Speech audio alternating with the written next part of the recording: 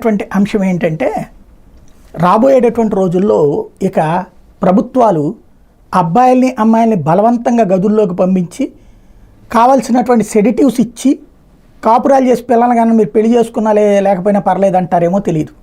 ఎందుకంటే ప్రపంచవ్యాప్తంగా అంతకుముందేమో అదేది ఉమ్మడి కుటుంబాలు ప్రమాదం, ఎక్కువ మంది పిల్లల్ని కనద్దు, దానివలన సమాజానికి నష్టం అంటూ దాదాపుగా 5 దశాబ్దాలుగా ప్రజలందరినీ చైతన్యపరిచి చివరికి ముగ్గురొద్దు, ఇద్దరొద్దు, ఒక్కళ్ళు చాలు, అసలు పిల్లల్నే కనద్దు అనేటువంటి స్టేజ్కి వాళ్ళ యువతరాన్ని తీసుకొచ్చేసారు.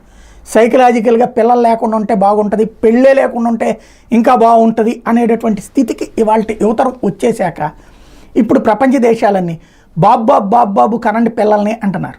కనము వాళ్ళేమో పట్టించుకోకపోతే ప్రోత్సాహకాలు ప్రకటిస్తున్నారు.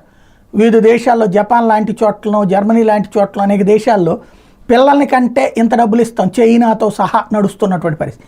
ఈవెన్ భారతదేశంలో కూడా అట్లాంటి పరిస్థితి వస్తుందేమో. ఇప్పటికే కొన్ని రాష్ట్రాలు ఇంతకుముందు ఉన్నటువంటి రిస్ట్రిక్షన్స్ తీసేసినాయి కదా.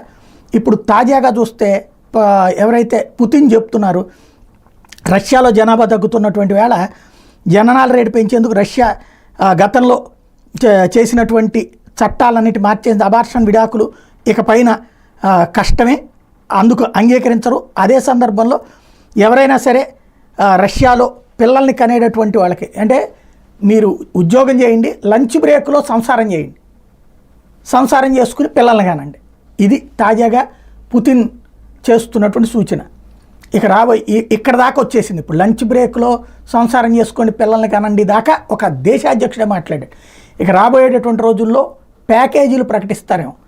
వారం రోజులు 10 రోజులు మీరు ఒక హాలిడే ఇన్లో ఉందరు కానీ మేమే రూమ్ అది ఏర్పాటు చేస్తాం, అక్కడికి వెళ్ళండి, పిల్లల్ని కానండి, ఆ తర్వాత గర్భం వస్తే మీకు ఎంత డబ్బులు ఇస్తాము అని చెప్పి ఇట్లాగేమన్నా ప్రకటించే రోజులు వస్తాయేమో తెలియట్లా.